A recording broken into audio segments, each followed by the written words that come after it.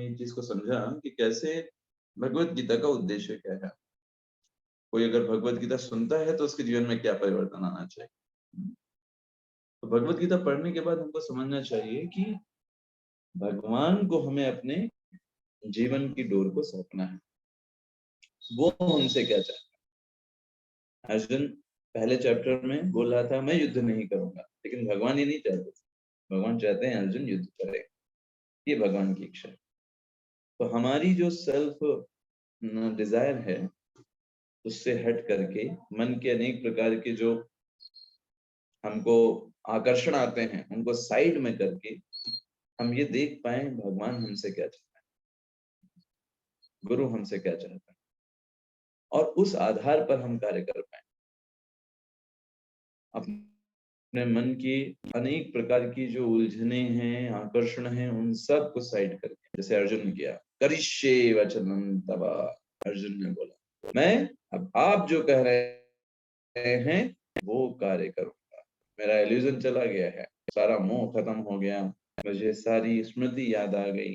अब मैं आपके इंस्ट्रक्शंस के आधार पर काम करूंगा। 73 श्लोक में भगवान अर्जुन ने यही बोला ना, करिष्ये वचनं तव, अब मैं जो आप कह रहे हैं वो कार्य मैं करूंगा। तो इसलिए पूरी भगवत गीता हमको यही सिखाती, कैसे हमको अपने मन मुताबिक चलने से हट करके भगवान के मुताबिक चलने पर चलना चाहिए। जब इस तरीके से भगवत गीता कंप्लीट हो जाती है तो अभी संजय अपना रियलाइजेशंस बताते हैं। देखिए, खास करके ये जो 74 श्लोक है, इसके पहले हमें कुछ बेसिक चीज समझनी चाहिए कि भगवत गीता ये बहुत ही ज्यादा ग्लोरियस मैसेज है, कोई सामान्य मैसेज नहीं है। हम सभी बद्ध जीवात्माओं को भगवान, जो कि स्वयं जिन्होंने सब कुछ का निर्माण किया है, उनके द्वारा भेजा गया एक संदेश है, भगवत गीत है। कोई सामान्य व्यक्ति ने इसको नहीं बनाया है, सामान्य व्यक्ति ने इसके बारे में नहीं बोला है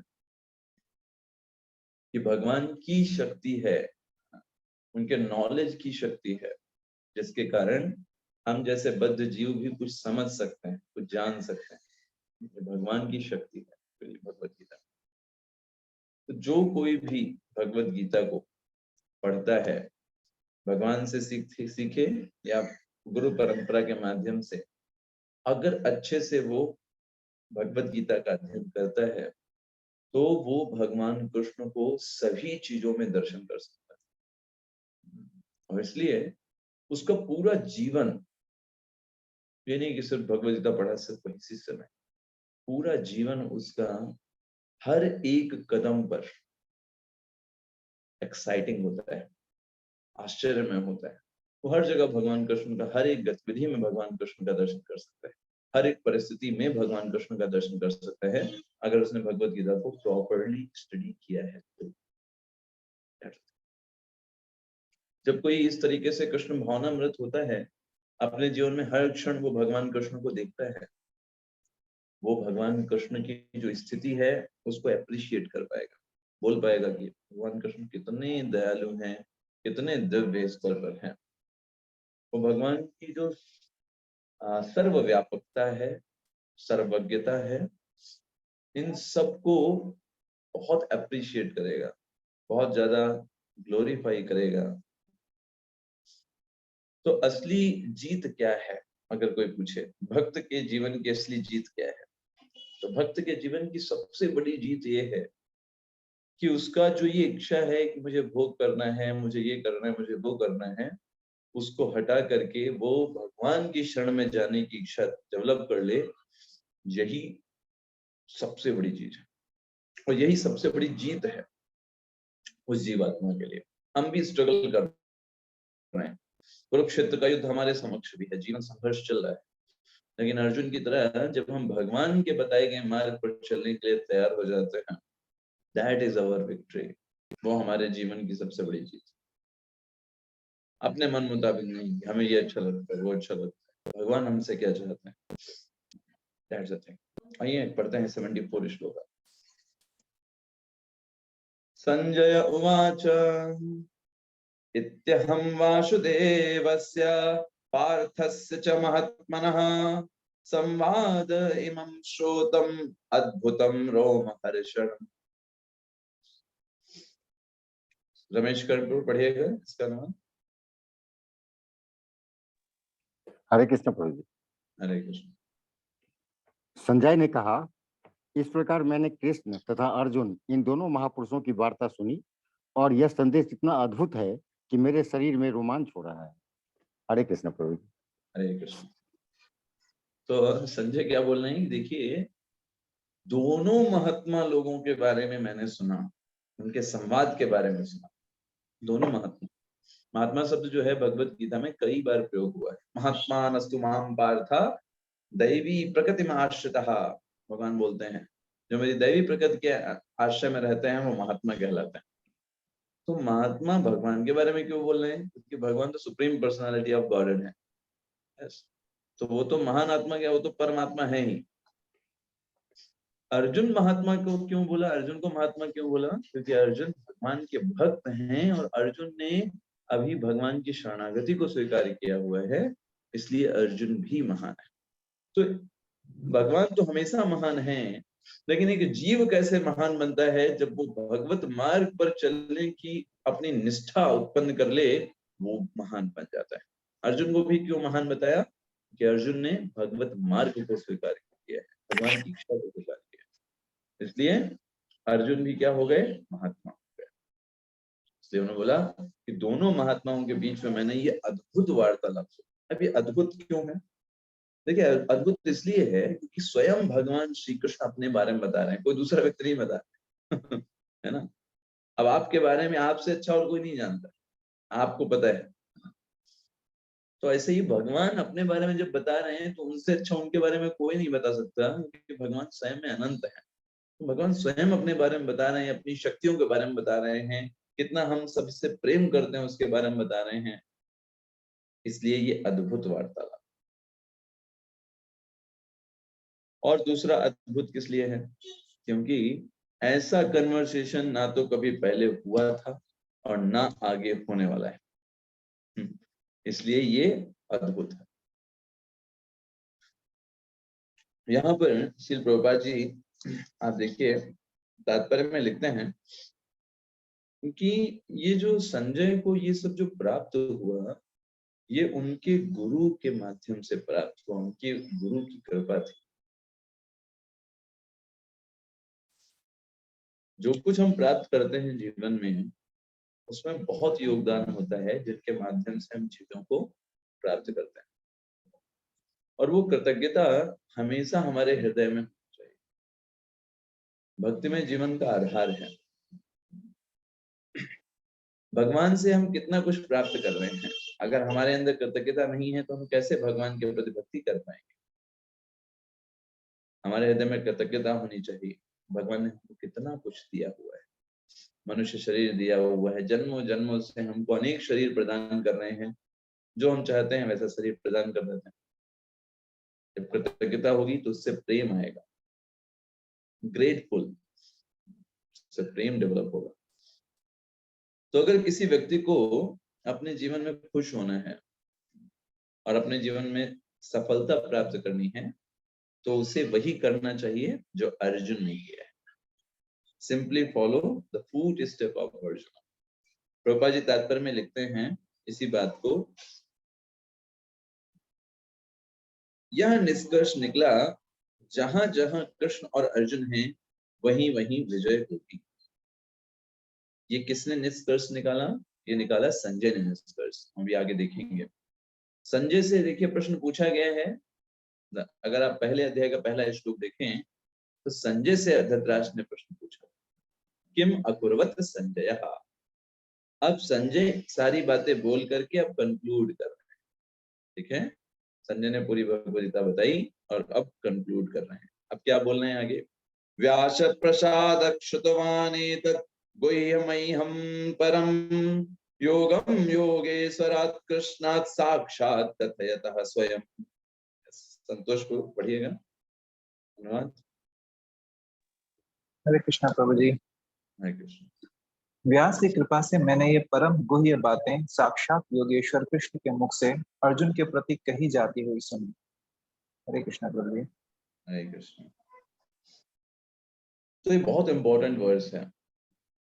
यहाँ पे देखिए संजय ने इतना बड़ी बड़ी सब चीजें सुनाई, ये नहीं बोलना है कि ये सब मेरे कारण हुआ, मैं कर पाया, मेरे पास शक्ति थी, मैं इतना इंटेलिजेंट था। नहीं, कैसे हो पाया? व्यासत प्रसादा, मेरे गुरु। देखिए इसे कहते हैं ग्रेटफुलनेस। हम बोलते हैं हम्बल होना, सही चीज को एक्नॉलेज करना।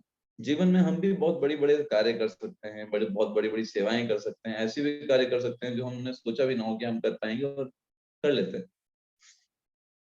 लेकिन उसे कभी हमें ये नहीं सोचना चाहिए कि हम कर पाए। वो हो पाया इसलिए क्योंकि बहुत सारे लोगों का आशीर्वाद, उनकी प्रेयर्स थी, आशीर्वाद था, उनकी कृपा थी, उनकी हेल्प थी, उनकी मदद थी, वरना हम कुछ नहीं कर सकते। तो यहाँ पर सबसे पहला चीज कि यहाँ पे ये समझना कि व्यास देव अपने जो संजय हैं वो अपने गुरु की कृपा को एक्नॉलेज कर रहे हैं। धृतराज से नहीं बोल रहे धृतराज देखो मैंने तुमको पूरा सुनाया, धृतराज से बोल रहे हैं व्यास जो मेरे गुरु हैं उनकी कृपा से मैं ये सब सुन पाया, मैं कितना भाग्यशाली हूँ। तो पहली चीज एक्नॉलेज करना, जो भी जिन्होंने भी हमको मदद किया है जीवन में, we should always be grateful.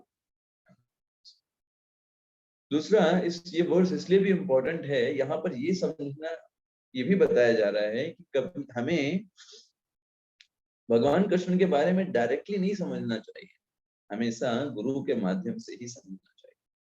Sanjay भी यही कह रहे हैं कि मैंने गुरु के माध्यम से समझा है, मैं डायरेक्टली कृष्ण के बारे में नहीं समझ सकता, गुरु के माध्यम से मैं सब। प्रभा जी देखिए यहाँ पर क्या बताते हैं, एक सेंटेंस है, आप उसको हाईलाइट भी कर सकते हैं। तीसरी लाइन में,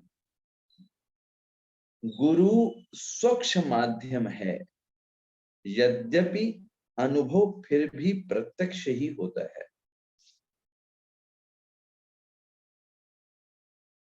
तो हमने आपको पहले भी एक बार बोला था, गुरु का मतलब क्या होता है? स्वच्छ माध्यम। इसको इंग्लिश में ट्रांसपेरेंट वाया मीडियम। शीशा होता है, ग्लास होता है, सूर्य का प्रकाश आएगा, एज इट इज आगे चला जाएगा। ये जो कांच होगी, ये जो ट्रांसपेरेंट पारदर्शी वस्तु है, ये रोकेगी नहीं सूर्य के प्रकाश को, ना ही इधर से आया कम उधर कम भेजेगी, एज इट इज सूर्य का प्रकाश। हम देखते हैं ना, हमारे यहाँ खिड़कियां लगी होती हैं, है ना, तो खिड़कियों से सूर्य का प्रकाश देखिए आता है हमारे, ऐसा नहीं खिड़कियां रोक लेती, कांच का अगर लगा है। तो वैसे ही गुरु का मतलब क्या है? भगवान की कृपा आ रही है, उसको आगे एज इट इज पहुंचा दें, उसमें कुछ स्वयं के लिए ना लेना कि कुछ चीजें कम कर देना या कुछ जबरदस्ती ऐड कर देना, मिर्च मसाला लगा देना, कुछ और साउंड लगा देना, कुछ अलग से ऐड नहीं करना, ना कुछ सब्सट्रैक्ट करना, इनफ है वो, जस्ट उसको आगे एज इट इज पहुंचाना, दैट इज द क्रेडिट। कांच का क्रेडिट क्या है? कि वो सूर्य के प्रकाश को इधर से उधर कर देती, यही उसका क्रेडिट। तो गुरु का क्रेडिट क्या है? बिना चीजों को तोड़े मरोड़े, बिना उसमें कोई मिर्च मसाला तड़का फड़का लगाने के बजाय एज इट इज भगवान के ज्ञान को आगे पहुंचाना। दूसरा, इस श्लोक में एक शब्द आया है योगेश्वरा कृष्णा। उन्होंने ये नहीं बोला, किसने? संजय ने, कि कृष्ण ने बोला, उन्होंने क्या बोला? योगेश्वरा कृष्णा। एक्चुअली हुआ क्या था, जब ये धृतराष्ट्र के समक्ष भगवान जब दुर्योधन के पास शांति दूत बनकर के आए थे, तो उस समय भी धृतराष्ट्र को जो है विराट रूप दिखाया था भगवान ने। आपको पता है उस समय दुर्योधन जो था भगवान को कैप्चर करना चाहता था, दुर्योधन ने कहा था पकड़ो इस कृष्ण को, हम लोग कैद कर लेंगे। तो भगवान ने कहा पकड़ लो, है ना। भगवान ने क्या किया, अपना विराट रूप वहां पर प्रकट किया। अब विराट रूप तो उसको दिख ही नहीं रहा है कहाँ क्या पकड़ना है। भगवान ने कहा अगर आपकी क्षमता है तो आप पकड़ सकते हो, आप देख लो कहाँ छोर पा जाओ, किधर कोई खत्म हो रहा है वहां से पकड़ लो। तो कोई छोर ही नहीं दिख रहा। तो सब लोग हाहाकार कर रहे, बिजली चमक रही थी, पूरा अंधियारा हो गया था। तो धृतराष्ट्र तो अंधे थे, वो कह रहे थे क्या हो रहा है, क्या हो रहा है, बताओ बताओ क्या हो रहा है, क्या हो रहा है। सब इनको बता रहे थे। तो धृतराष्ट्र ने भगवान कृष्ण से प्रेयर किया, भगवान हम चाहते हैं आपके विराट रूप के दर्शन करने। तो भगवान ने उस समय उनको दिव्य चक्षु प्रदान कर दिए थे। तो धृतराष्ट्र उस समय विराट रूप देख पाए थे, ठीक है। लेकिन दुर्योधन तो जानते हैं नास्तिक का मतलब क्या होता है। नास्तिक सीखना है तो दुर्योधन से सीखो। सब कुछ देखने के बाद भी क्या बोलते हैं, अरे ये तो कृष्ण का कोई जादू था, जादू टोना था, वो थोड़े देर का कुछ नाटक था, जैसे जादूगर होते हैं, होता कुछ नहीं दिखा देते हैं, ऐसे ही कृष्ण की जादूगरी थी। ऐसे बोल करके उसने धृतराष्ट्र को भी कह दिया ये सब ऐसे ही था, कुछ सही नहीं था। तो इसीलिए संजय इसलिए योगेश्वर बोल रहे हैं, यहाँ पे कृष्ण कोई जादूगर नहीं है। जितने भी योग होते हैं उन सबके ईश्वर हैं वो बोल रहे हैं इसको, और उन्होंने साक्षात इसको बोला है, इसको, इस ज्ञान को।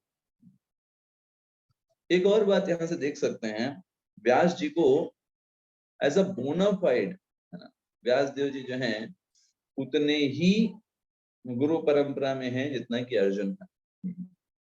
क्योंकि व्यासदेव जी ने, व्यासदेव देखिए, व्यासदेव जी के माध्यम से ही संजय को ये ज्ञान प्राप्त करने का मौका प्राप्त हुआ।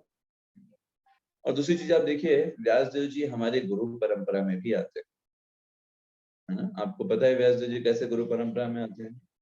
भगवान ने किसको नॉलेज दिया ब्रह्म संप्रदाय में? सबसे पहले ब्रह्मा जी को। ब्रह्मा जी ने किसको ज्ञान दिया? नारद जी को। नारद जी ने किसको ज्ञान दिया? व्यासदेव को। हाँ, और फिर व्यासदेव जी ने आगे मध्वाचार्य, फिर उसके आगे आगे बहुत। तो हमारी गुरु परंपरा में भी व्यासदेव जी आते हैं, और यहाँ से भी समझ में आता है कि व्यासदेव जी उतने ही ऑथराइज्ड हैं जितने कि अर्जुन है। संजय जो था वो व्यासदेव जी का डायरेक्ट डिसाइपल, और व्यास जी जो हैं वो नारद जी के, है ना, डायरेक्ट डिसाइपल हैं। और नारद मुनि जो हैं वो तो ब्रह्मा जी के, और ब्रह्मा जी तो ये गुरु परंपरा में ही व्यासदेव जी आते हैं। संजय क्यों देख पाए भगवान कृष्ण को, और क्यों भगवान कृष्ण की बातें सुन पाए? तो रीजन एक ही है। पहला जो बहुत मोस्ट इंपॉर्टेंट रीजन है, क्योंकि संजय व्यासदेव जी के डिसाइपल, और व्यासदेव जी क्योंकि भगवान के शुद्ध भक्त हैं, इसलिए वो अपने शिष्य को इतना एम्पावर कर पाए कि भगवान का वो दर्शन कर पाए, भगवान के बारे में वो सुन पाए, बोल पाए। अच्छा, धृतराष्ट्र को क्यों नहीं एम्पावर किया? धृतराष्ट्र चाहते थे देखना, लेकिन भगवान व्यासदेव जी ने कहा हम तुमको एम्पावर कर सकते हैं, लेकिन धृतराष्ट्र ने मना कर दिया। उसने कहा कि हमने आज तक तो अपने पुत्रों को देखा नहीं, तो लड़ाई करते समय देखें अपने पुत्रों को, इससे अच्छा है ना ही देखे, हमें कोई सुना दे वही बेहतर। हम पहचान भी नहीं पाएंगे कौन क्या है, तो इससे अच्छा है संजय सब जानते हैं, आप उनको दृष्टि दीजिए। दूसरा, संजय के पास जो इंद्रियां थी वो शुद्ध थी, और व्यासदेव जी की कृपा से दो चीजें यहाँ थी, वो स्वयं भी शुद्ध था, व्यासदेव जी की कृपा भी। तो प्रभुपाद जी तात्पर्य में भी समझाते हैं कि देखिए, अगर आपको कोई भी ज्ञान को सही तरीके से अर्जन करना है ना, तो गुरु परंपरा के माध्यम से ही सुनना चाहिए। अगर गुरु परंपरा नहीं है तो हमें ज्ञान को नहीं लेना चाहिए, क्योंकि वो ज्ञान जो होगा वो परफेक्ट नहीं, उसमें कुछ ना कुछ मिक्सचर जरूर होगा। साथ में श्री प्रभुपाद जी आगे बताते हैं कि जो गुरु होता है, जो स्पिरिचुअल मास्टर होता है, वो व्यासदेव जी का प्रतिनिधि होता है। व्यासदेव जी क्या हैं? सबसे बड़े गुरु हैं। इसीलिए प्रभुपाद जी तात्पर्य में बताते हैं कि वैदिक पद्धति के अनुसार, सबसे आखिरी लाइन पढ़िएगा, अपने गुरु के जन्म दिवस पर शिष्य गण व्यास पूजा नामक उत्सव रचाते हैं। तो गुरु का जन्मदिन है, लेकिन बोलते क्या है? आज व्यास पूजा है ना, मेरे गुरु महाराज की आज व्यास पूजा। तो व्यास पूजा क्यों? जन्मदिन तो उनका है, क्योंकि एक्चुअली जो गुरु हैं वो व्यास देव जी को रिप्रेजेंट कर रहे हैं। व्यास देव जी से बड़ा गुरु कैसे कोई सब हो सकता है, जो भगवान, डायरेक्ट भगवान के इनकारनेशन है, और जिन्होंने सारे संसार को शास्त्र दिए हैं। तो इसलिए जो गुरु होते हैं वो व्यास देव जी के प्रतिनिधि होते हैं। ये करके प्रभुपाद जी अपने कई सारे पॉइंट्स पे बताते हैं। अब देखिए संजय आगे क्या बोलते हैं। राजन संस्मृत्य संवाद इमम अद्भुतम केशव अर्जुनयो पुण्यम हृष्यामि च मुहुर्मुहुः। एकता माता जी पढ़िएगा अनुवाद।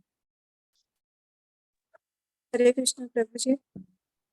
हे राजन, जब मैं कृष्ण तथा अर्जुन के मध्य हुई इस आश्चर्यजनक तथा पवित्र वार्ता का बारंबार स्मरण करता हूँ तो प्रति क्षण मुझे आह्लाद से गदगद हो उठता हूँ।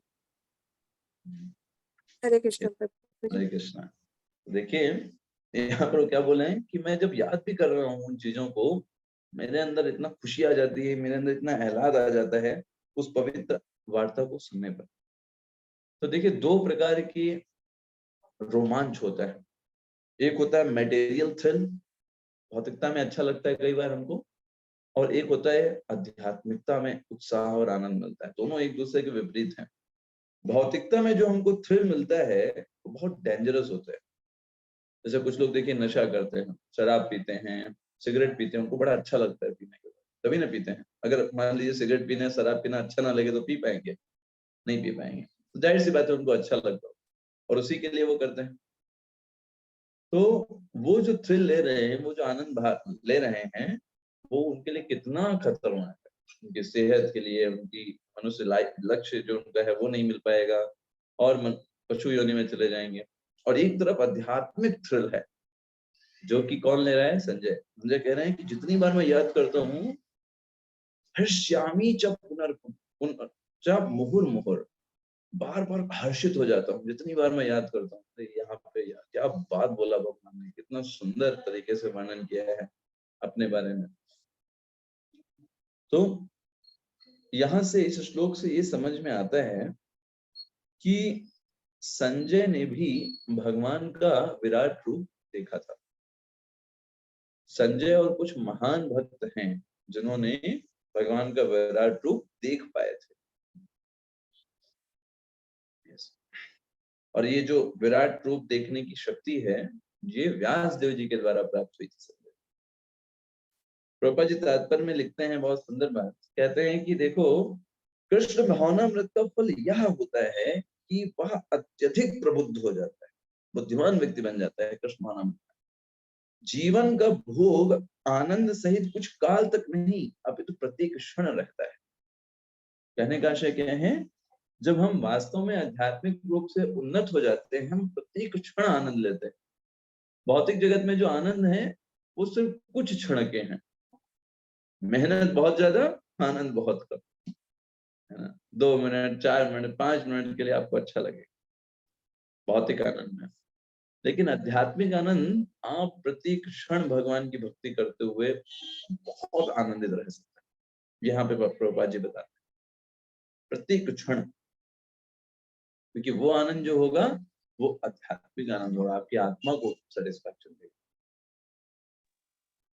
ततच्च संस्मृत्य संस्मृत्यम रूपम अद्भुतम हरे, विस्मयो मे महान् राजन् हृष्यामि च पुनः पुनः।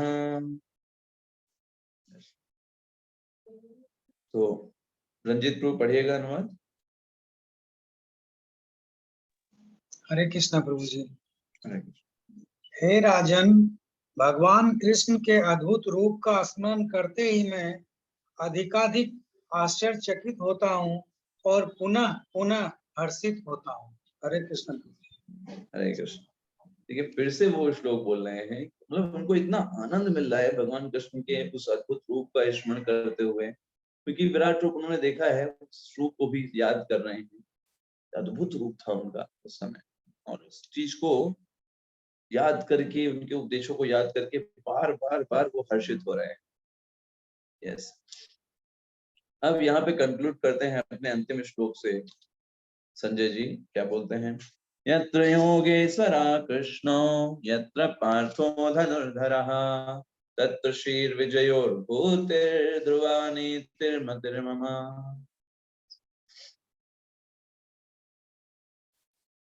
तो इसको पढ़िएगा, आरती माता जी पढ़िएगा।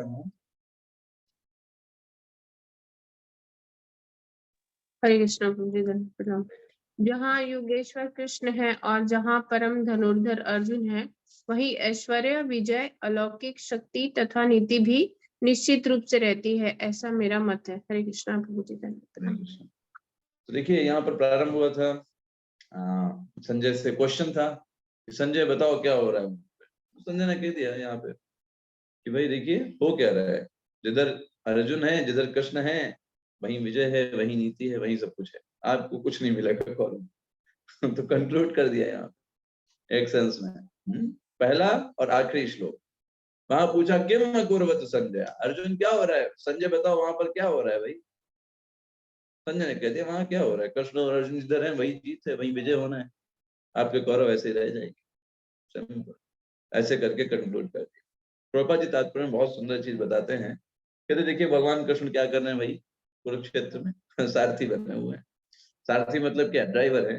किसके ड्राइवर हैं, अपने भक्त के, उनकी सेवा कर रहे हैं। तो ये सेवा कितना निम्न सेवा है, ड्राइवर बनना, सारथी बनना। और आपको पता है युद्ध में तो सबसे ज्यादा खतरा तो सारथी को ही होता है, वो सबसे फ्रंट में रहता है। तो बहुत अच्छी सेवा नहीं मानी जाती, बहुत निम्न सेवा में आती, भगवान वो कर रहे हैं। तो वो बोले रही ये तो अच्छी चीज नहीं है, नहीं ये भी बहुत बढ़िया चीज है, क्योंकि ये भी एक ऑपुलेंस है, ये भी क्या है, एक विभूति है भगवान की। उस विभूति का क्या नाम है, भगवान की 6 विभूतियां होती हैं, उसमें एक विभूति है त्याग, वैराग्य। यस, वैराग्य और त्याग। तो ये भी भगवान की विभूति है। क्यों, क्योंकि भगवान ड्राइवर बने हुए हैं, अर्जुन अपने भक्त के प्रेम के वश में है, अर्जुन के साथ में है।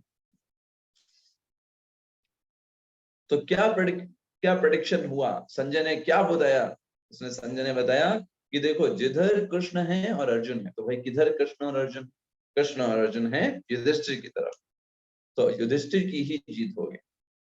और ये भी बता दिया कि जीत होगी, उसके बाद जो पूरा राज्य होगा वो बहुत खुशहाल होगा, क्योंकि वहां पर सब नीति अच्छे से होगी, कोई किसी से झूठ नहीं बोलेगा, सब लोग एकदम समृद्ध होंगे युधिष्ठिर के राज्य में। तो इस तरीके से जो नीति है, जो कार्य है, वो सब कहाँ पे वर्क करेगा, युधिष्ठिर की तरफ वर्क करेगा, कि कृष्ण वहां पर है, जहां कृष्ण है वहीं नीति है, वहीं पर सारे सब कुछ है। ये कंक्लूजन था। तो जिस चीज से हम भगवान की सेवा अच्छे से कर रहे हैं, हम भक्ति कर पा रहे हैं, वही असली नीति है, वही सब कुछ असली है ना। बाकी हमारे जो हम अपने हिसाब से मन के मुताबिक जो नीतियां बनाते हैं वो अलग है। भगवान की भक्ति जिस तरीके से हो सकती है अच्छे से, वही असली नीति, वही सब सारे एजेंस है सारी चीजों का। बाकी सब चीजें जो हो सकती हैं, बाकी सारे जो धर्म हो सकते हैं, वो हो सकता है हमको शुद्ध करें, हमको थोड़े थोड़े समय के लिए हमको शुद्ध करेंगे, लेकिन जब भगवान की जो भक्ति है वही असली नीति है, और वो करने से सब कुछ पूरी तरीके से हम शुद्ध हो जाते हैं। जैसे भगवान भगवद गीता के 18वें अध्याय के 66वें श्लोक में बोलते हैं, सर्वधर्मान परित्यज्य माम एकम शरणम व्रज अहम ताम सर्व पापेभ्यो मोक्ष इक्ष्यामि मा शुचः। मैं तुम्हें समस्त पापों से मुक्त कर दूंगा अगर तुम मेरी शरण में आते हो। तो ये सबसे बड़ा धर्म है, भगवान को की भक्ति करना, भगवान की सेवा करना, प्रेम पूर्वक सेवा करना। तात्पर्य में प्रभुपाद जी देखिए कितना बड़ा तात्पर्य लिखते हैं समझाने में, आपको समझाने के लिए।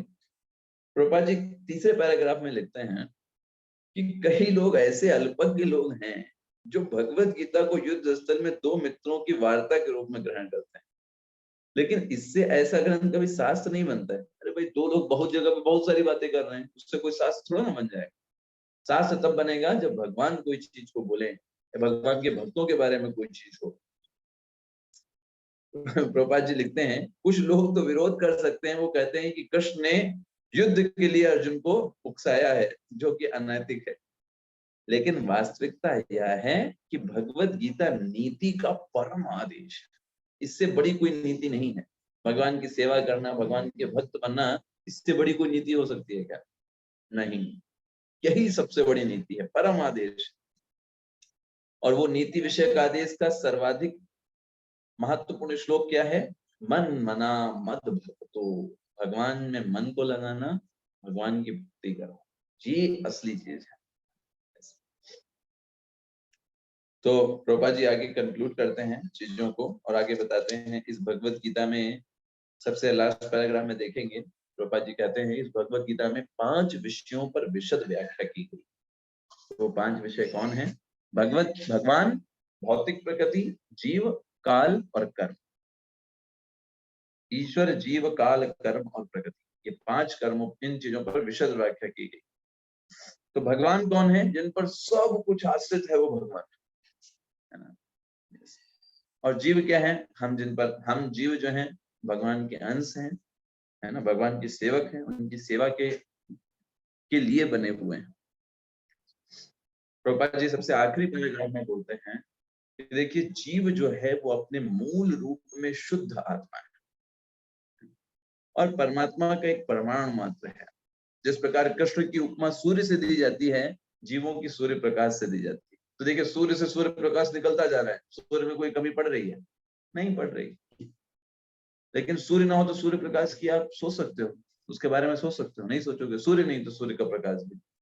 तो ऐसे ही हम भगवान के अंश हैं, उनके बिना हमारा कोई एग्जिस्टेंस नहीं, उन्हीं से हम हैं। और ऐसा नहीं है कि भगवान के हम अंश है तो भगवान में कुछ कमी हो गई है, भगवान पूर्ण नहीं रह गए, नहीं। भगवान हमको उत्पन्न करते हैं, फिर भी वो पूर्ण रहते हैं। ओम पूर्णमदः पूर्णमिदं पूर्णात् पूर्णमुदच्यते पूर्णस्य पूर्णमादाय पूर्णमेवा अवशिष्यते। भगवान से अंश निकलते रहते हैं भगवान के, भगवान में कोई कमी नहीं बढ़ती। लेकिन अगर हम भगवान की भक्ति नहीं कर रहे हैं, इसका भगवान को कष्ट होता है कि मेरा अंश जो है मेरी तरफ मेरी सेवा नहीं कर रहा है, उससे जुड़ा हुआ नहीं है, उससे कनेक्टेड नहीं है। और प्रभुपाद जी आगे लिखते हैं कि भगवान की 2 शक्तियां हैं, एक है भौतिक शक्ति और एक है आध्यात्मिक शक्ति। और हम जो जीव हैं इनको तटस्था शक्ति बोला जाता है। तो तटस्था क्यों बोला जाता है? क्योंकि हमारे पास चॉइस है। जैसे तट है, वो कभी कभी गीला होता है, कभी कभी सूखा होता है, चॉइस के ऊपर। तो ऐसे ही हम तट के ऊपर हैं, हम चाहें तो भगवान की सेवा करें, चाहे तो माया की सेवा करें, हमारे पास चॉइस रहती है। यही स्वतंत्रता है हमारी, हम चाहे तो ये करें या वो करें। और इसी स्वतंत्रता का अगर हम सदुपयोग कर लें तो वो माना जाएगा कि भगवान के प्रत्यक्ष आदेश को वो स्वीकार कर रहे हैं और फिर अपने सामान्य दशा को प्राप्त हो जाएगा। प्रभुपाद जी यहाँ पे बताते हैं लास्ट में, इस प्रकार वह आह्लादनी शक्ति की अपनी सामान्य दशा को प्राप्त हो जाएगा अगर वो अपने आप को हमेशा स्पिरिचुअल एनर्जी से जोड़ करके रखता है। उसके पास 2 चॉइस है, कृष्ण या माया। अगर वो कृष्ण से जोड़ करके अपने आप को रखता है, उसकी नॉर्मल लाइफ में वो लौट आएगा भगवान की प्रेम भरी जीवन में। अदरवाइज क्या होगा? जैसे रोगी होता है ना, तो क्या बोलाता है कि भाई अगर आप दवाई अच्छे से लेते रहे, इन चीजों से बचते रहे, तो क्या होगा? नॉर्मल कंडीशन में आप लौट आओगे है ना। तो ऐसे ही हम अभी रोगी अवस्था में, हमको क्या लगता है कि ये सब चीजें जो है हमारी मदद करने वाली हैं, पैसा हमको बचाएगा, पोस्ट पोजीशन में चलेगा, हमारे परिवार वाले हमारी रक्षा कर सकते हैं, हमारा शरीर हष्ट पुष्ट है, ये हमारी रक्षा कर लेगा। कोई नहीं रक्षा करता है। जैसे एक बहुत बड़ा गुब्बारा होता है, बहुत बड़ा बहुत बड़ा बहुत बड़ा, और जब फूटता है ना तो कुछ नहीं रह जाता, सिर्फ कहाँ था, कौन रंग था, क्या था, कुछ नहीं, गायब। ऐसे ही हम अपने आप को खूब फुलाते हैं, ओ मैं ये हूँ, मैं इस पोस्ट पे हूँ, इस पोजीशन पे हूँ, मेरा ये खानदान है, ये परिवार है, इतने दोस्त हैं, इतना मेरा ये इंस्टाग्राम, फेसबुक, व्हाट्सएप, खूब बड़ा बड़ा बड़ा बड़ा गुब्बारा फुलाते हैं। लेकिन इन सबकी कोई वैल्यू नहीं, जस्ट जीरोस को बढ़ाना है। लेकिन अगर इन्हीं में हम भगवान कृष्ण को ऐड कर लें तो इनकी कोई वैल्यू है। अगर उनको उसके माध्यम से हम भगवान की कुछ सेवा कर पाए तो बहुत अच्छी बात है। आप अगर उस माध्यम से भगवान की सेवा करने में सक्षम हैं तो, अदरवाइज सिंपली जीरोस। श्रम एव ही केवलम। क्या किया जीवन में? सिर्फ मेहनत किया, सिर्फ मेहनत किया, सिर्फ मेहनत किया। भगवान की भक्ति नहीं किया, सिर्फ मेहनत किया, कोई काम का नहीं, टोटल वेस्ट। तो कब हमारे काम वो काम का है? जब उसको हम भगवान से जोड़ करके रखें। भले हो सकता है हम एक सामान्य परिवार में जीवन जिए, हम कोई बहुत बड़ी बड़ी सेवाएं ना कर पाए, लोगों की नजरों में ना आए, बड़ा कोई फेम नेम ना हो, इसकी कोई जरूरत नहीं है। आप बात को समझिए, भक्ति का मतलब क्या है? हृदय से होना। ये एक जीव और भगवान के प्रति प्रेम का आदान प्रदान है। भौतिक जगत में नेम फेम पीपल के पीछे भागना, ये भक्ति नहीं है। भक्ति क्या है? जीव और परमात्मा के बीच का आदान प्रदान, बस ये चीज माइंड में होनी चाहिए, है ना। लोगों के लिए कार्य करना ये अलग बात है, भगवान की प्रसन्नता के लिए कार्य करना ये दूसरी बात है। और जब हम भगवान की प्रसन्नता के लिए काम करते हैं, हम अपने आप प्रसन्न होंगे, हमको बाहर की चीजों की आवश्यकता नहीं रहती। इसलिए संजय ने यहाँ पे क्या बोल रहे हैं, मैं बार बार हर्षित हो रहा हूँ, I am happy so much. बाहर की कोई चीजों की जरूरत है ही नहीं भाई, कोई आवश्यकता नहीं है उन सब चीज, आई एम हैप्पी ना। ओवरऑल हमारे जीवन का लक्ष्य क्या है? खुश होना है या बहुत बड़ा आदमी बनना है? बताइए, क्या जीवन का लक्ष्य? एक भगवान की प्रसन्नता के लिए कार्य करना। Okay, good. क्यों भगवान की प्रसन्नता के लिए काम करना है? कि उससे हम सुखी होंगे। हाँ, आत्मा। Yes, that is the greatest selfish. इससे बड़ा स्वार्थी और क्या हो सकता है? और स्वार्थी होना ही चाहिए सही तरीके से। सही तरीके से स्वार्थी का मतलब क्या है? मुझे बहुत सारी भगवान की सेवाएं करनी है, खूब भगवान की सेवा करनी है, खूब भगवान के बारे में सुनना है, खूब भगवान के बारे में बोलना है, खूब भगवान के बारे में पढ़ना है, क्योंकि इससे मुझे सबसे ज्यादा खुशी मिलेगी। और यही खुशी तो चाहिए। व्यक्ति जीवन भर किस लिए कर रहा है? क्यों इतनी मेहनत करते हैं? क्यों इतने सारे कार्य करते हैं? खुश होने के लिए कार्य करते हैं। लोग बोल सकते हैं मैंने इतना त्याग किया, मैंने तुम्हारे लिए ये किया, लोग मैंने तुम्हारे लिए ये किया। कोई किसी के लिए नहीं करता, सब अपने लिए करता है। That is simple principal. कोई बोले ना मैंने तुम्हारे लिए इतना कुछ किया है, वो तुम्हारे लिए का मतलब क्या है? उसको अच्छा लगा इसलिए उसने मेरे लिए किया। अगर उसको नहीं अच्छा लगता तो थोड़ा ना मेरे लिए करता। अगर हम किसी को भीख भी देते हैं तो हम किस लिए देते हैं? हमको अच्छा लगता है इसलिए। ठीक है, हमको अरे बड़ा दया आ रही है, हम नहीं देंगे तो हमको अच्छा नहीं लगेगा, इसलिए हम देते हैं। तो कोई भी किसी के लिए नहीं करता है, सब अपने लिए ही करते हैं। तो अगर हम अपने लिए कर रहे हैं तो सबसे बड़ी चीज अपने लिए हम क्या कर सकते हैं? भगवान की भक्ति करके, भगवान की अच्छे से साधना करके। The greatest welfare which we can do, what is that? Chanting Hare Krishna very nicely. इससे बड़ा हम अपने लिए अच्छा कार्य और कोई नहीं कर सकते।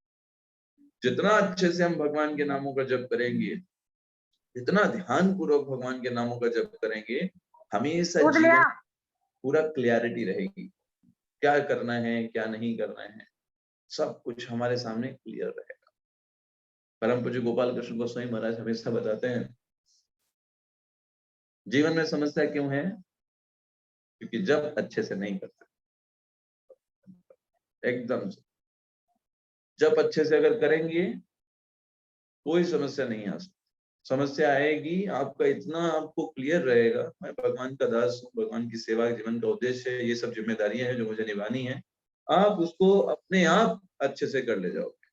लेकिन जब अच्छा नहीं होता है, छोटी भी चीज जो है वो पहाड़ बन जाती है। छोटी सी बात पे ही घमासान हो सकता है, क्योंकि आपका विजन ही नहीं क्लियर है कि आप क्या किस लिए हो इस जगह। आप छोटी छोटी बातों पे, छोटे छोटे धन के लिए परेशान हो सकते हो, छोटी छोटी बहस पे परेशान हो सकते हो। अगर आप जब अच्छे से कर रहे हो, कोई आपको परेशान नहीं। That's the thing. तो फिर हम यहीं पे एंड करते हैं आज की क्लास को। इसके बाद अगली क्लास जो होगी वो शुक्रवार को होगी, और उसका टॉपिक रहेगा नेक्स्ट, वो है सस्पिशन, है ना। सस्पेंस में उसी दिन बताएंगे, ठीक है। यस सुनीता माता जी, आपको कोई प्रश्न? हरे कृष्णा प्रभु जी। हाँ प्रभु जी, वो हलादिनी शक्ति क्या हुई? ओके, आह्लादनी शक्ति, भगवान की कई सारी शक्तियां हैं, उसमें एक आह्लादनी शक्ति भी है जो प्रसन्नता प्रदान करती है एक तरीके से। जो भगवान की सेवा करते हैं, उनको आनंद प्रदान करने वाली आह्लादनी शक्ति, आह्लाद देने वाली। आह्लाद मतलब होता है प्रसन्नता जीव की, तो वो प्रसन्नता प्रदान करती है।